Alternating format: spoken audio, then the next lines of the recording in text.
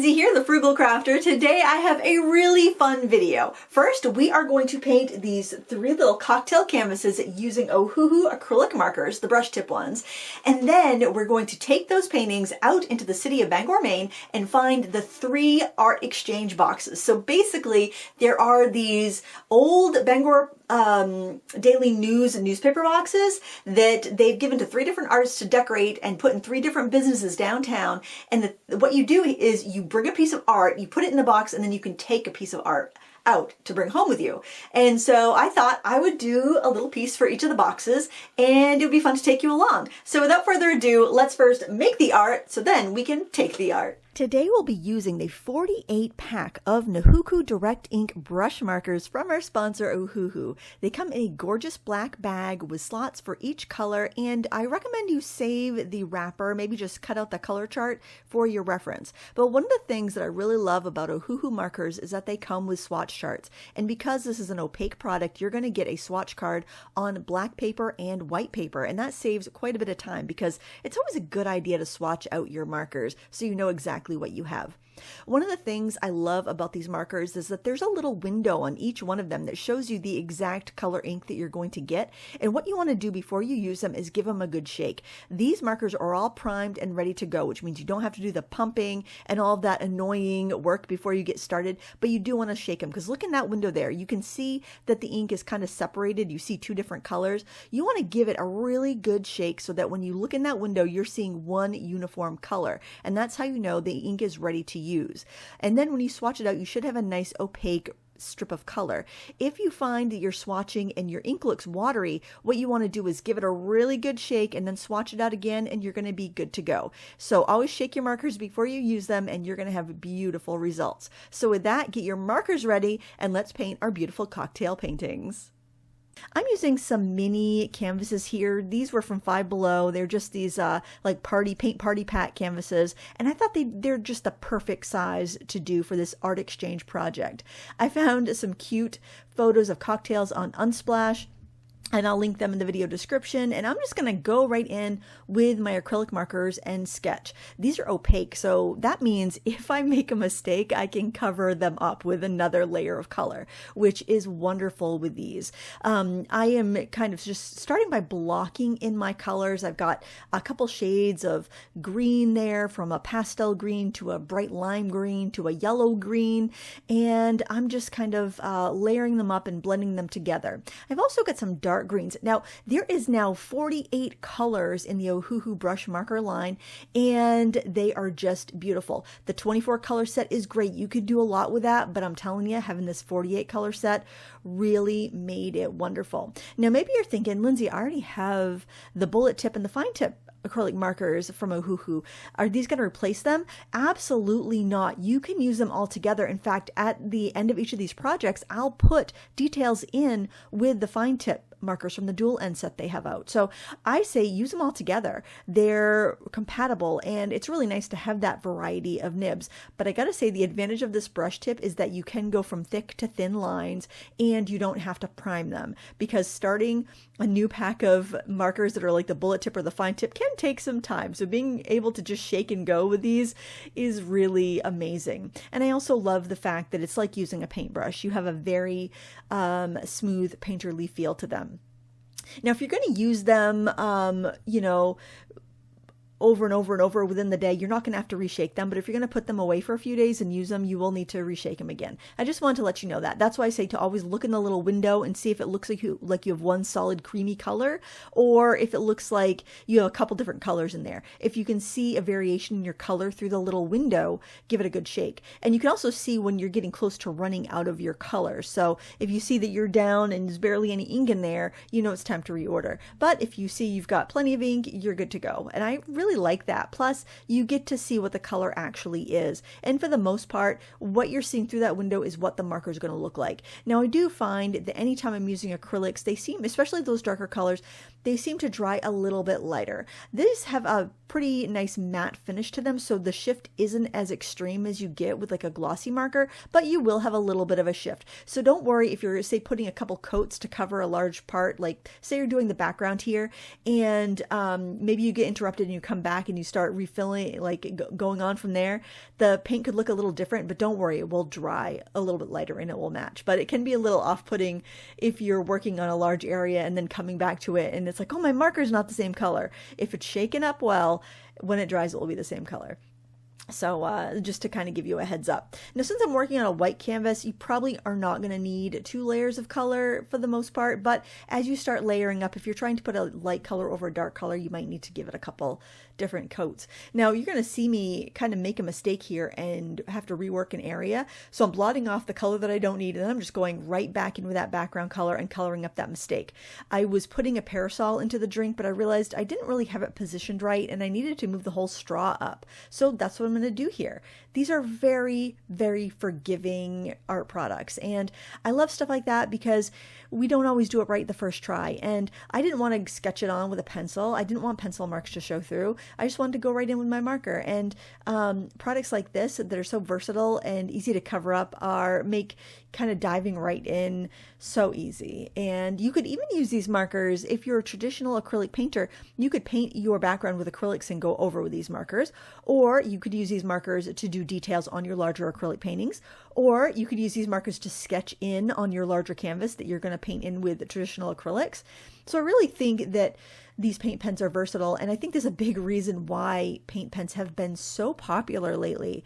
The fact that you just uncap and go, the fact that the mess is contained. I have the set of 24 in my art card upstairs because I know I can sit on the couch and use these and I'm not going to make a big mess or get paint everywhere. Now, it is a permanent paint, so I do want to warn you, if you get it on your clothes or on your furniture, yeah, it's going to stain. If you get it on your clothes or furniture, right away get some alcohol and clean it up with the alcohol. That usually will take it out of fabric, especially if you do it before it's fully dried or before you wash it. Like if you get it on your jeans or your shirt or whatnot, alcohol might be able to take it out after it's fully dry, but it is a permanent product. So, wear an apron or, have a towel underneath where you're working or something to protect your work surface. I'm not using these on my kitchen table without like a mat or a, piece of paper underneath it to collect the extra ink. So just kind of keep that in mind. But other than that, it's a pretty mess-free way. Now here you can see I'm using my older set of Ohuhus that have the dual tips. You've got the brush tip and you've got the bullet tip and you got the fine tip on this marker. And they are a wonderful companion to this brush tip set. And because I can get the finest little lines with this, I can sign my name with this, it really makes it the best of both worlds. So if you can swing it, having both, a variety of both the kinds of markers is a wonderful idea. And I'll link to everything I used in the video description. You might even decide that, I'd really only use the brush markers, or I'd really only use the bullet and fine markers. And that way you can pick what's going to work for you exactly.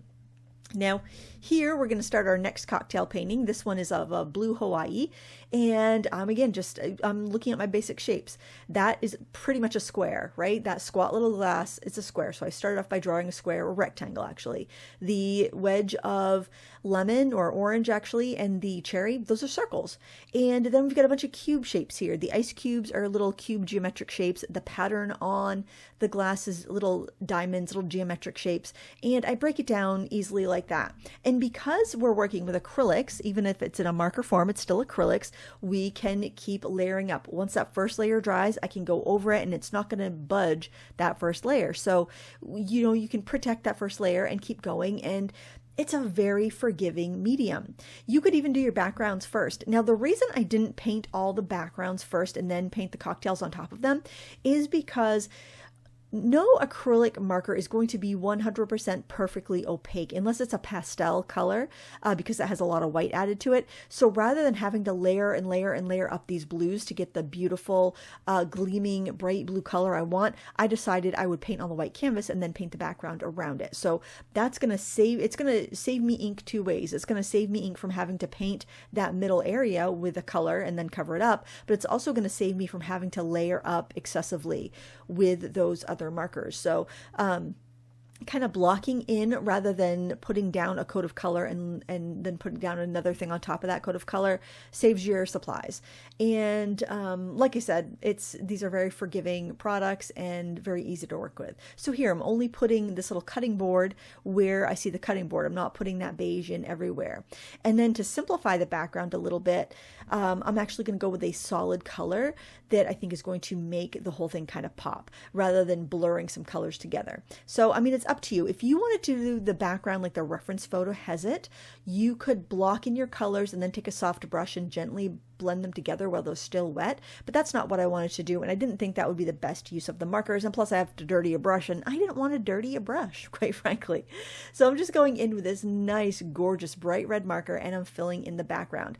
Now, if you notice that your colors change as you're working a large area, cap your marker, shake it up, and keep going. Sometimes that can happen. Sometimes, you know, it'll feel like the ink will slow down its flow a little bit, especially if you're working really fast and filling in a large area. So that's something you can do to help increase the flow and make sure everything stays nice and mixed up. You might not even ever have to do it, but I'm noticing here that my ink feels like it's getting a little, spread a little thin, and it looks like the color's changing a little bit. So what I would do is I would just shake it up and then go again.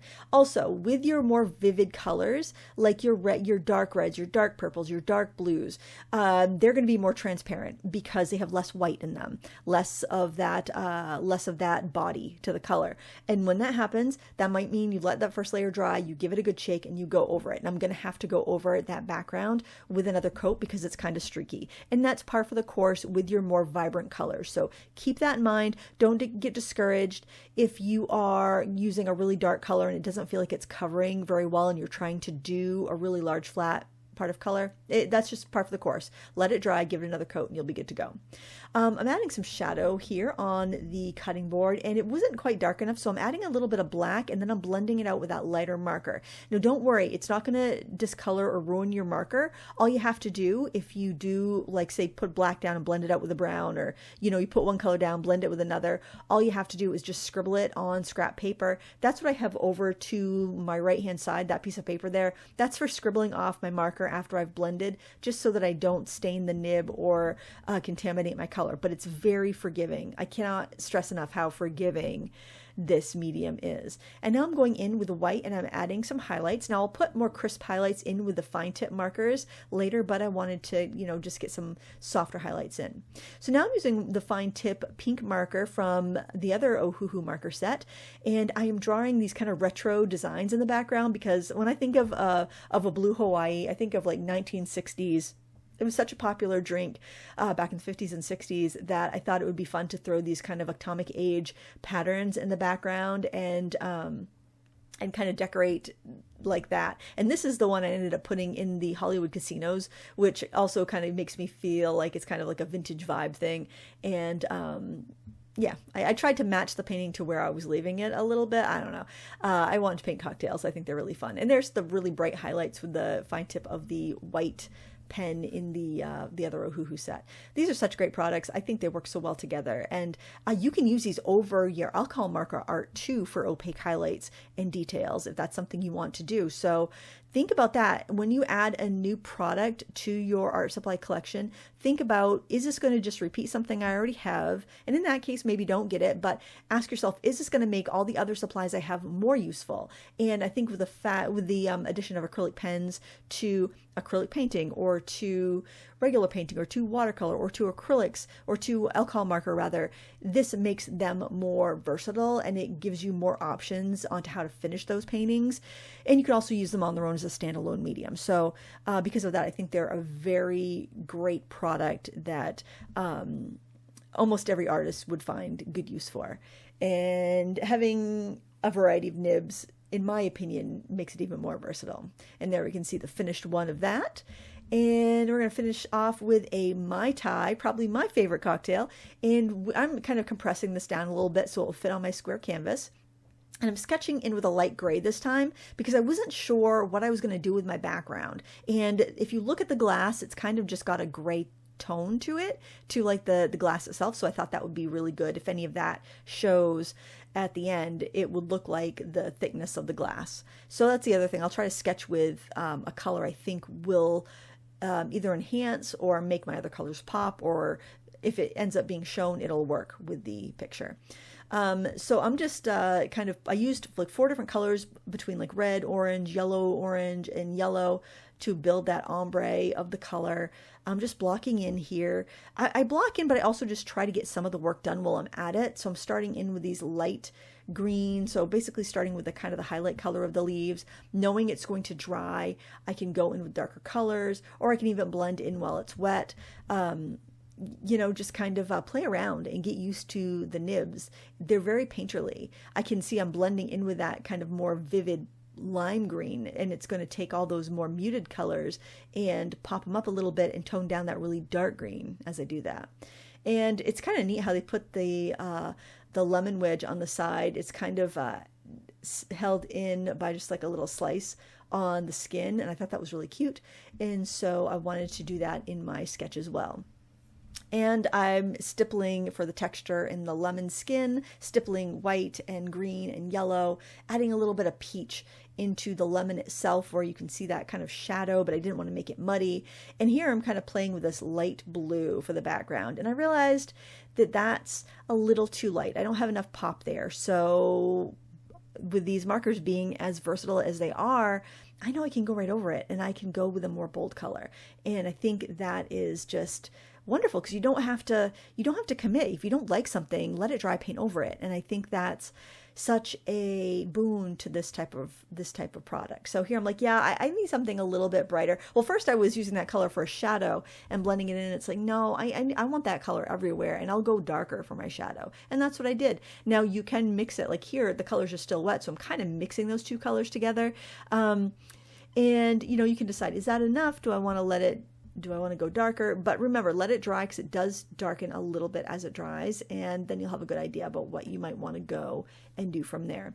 I love to paint glass because glass does really interesting things to the light. We can see through it and we can see what's in the glass, but then we see reflections of other things around the glass, and then we'll see like through the bottom of the glass where the glass is thick, we'll see light getting trapped in there and reflected and magnified.